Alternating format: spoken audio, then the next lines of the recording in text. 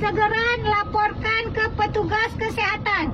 Bisa melalui bidan desa ataupun Pak Kecil yang ada di desa masing-masing.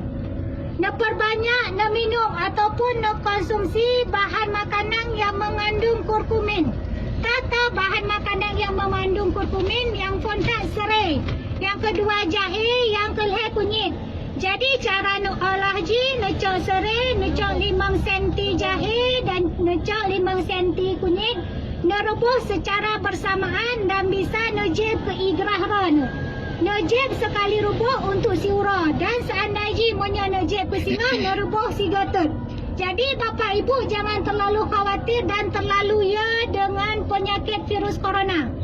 Karena penyakitnya bisa dicegah dengan beberapa hal. Yang pertama sekali, seseringlah mencuci tangan dengan sabun di bawah air yang mengalir sebelum dan sudah melakukan aktivitas fisik.